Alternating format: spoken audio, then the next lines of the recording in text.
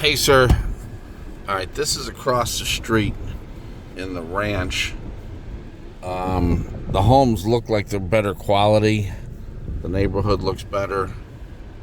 I mean, it just wouldn't have the limit of the 55. But frankly, if you ever wanted to sell it, you're better off, I think, being at a... I'll check the price point. And this is the community right across the street from Robson Ranch. And it looks like it's more of a, anyone can live here type of community. So I'll just drive through and you can take a look at it. Turn left on Heritage Trail. Then turn left on Juniper Lane. There we go. This is Bedford and Heritage.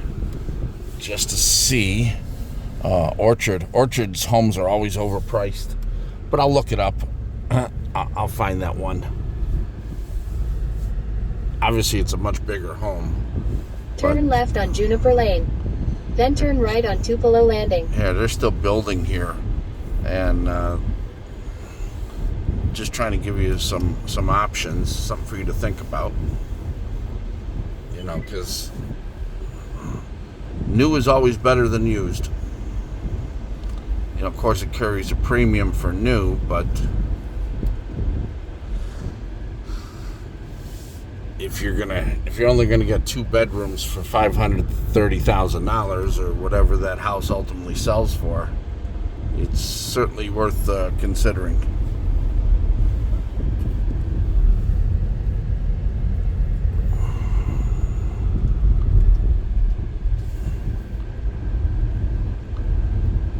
Turn right on Cypress Court. Then turn right on Bedford Road. Yeah, just all kinds of new construction here, so.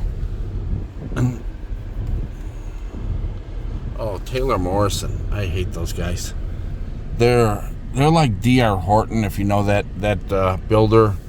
But D.R. Horton I have tremendous respect for what they put out and what they charge for it. I think they do a pretty good job. Taylor Morrison. Turn right on Bedford Road. Taylor Morrison, in my opinion, they don't even pretend to care. So I'll tell you a story sometime about what they did with... In half a mile, turn right on Robson Ranch Road. Yeah, it looks like all this is Taylor Morrison. So, in my opinion, they're not known for quality. I'll tell you a story. They bought another builder called Darling Homes, which was a privately held company, very good quality. My old branch manager in Frisco, she bought a Darling home before Taylor Morrison bought it, and Taylor Morrison was buying the company so that they would have, they were buying the reputation, and somebody I knew referred me to a client, and they bought a Darling. They put a home built by Darling.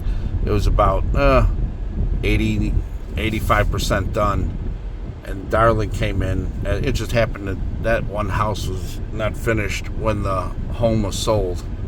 But what happened was that Taylor Morrison came in and just came up with what they might euphemistically call cost-saving ideas that you and I would call cutting corners.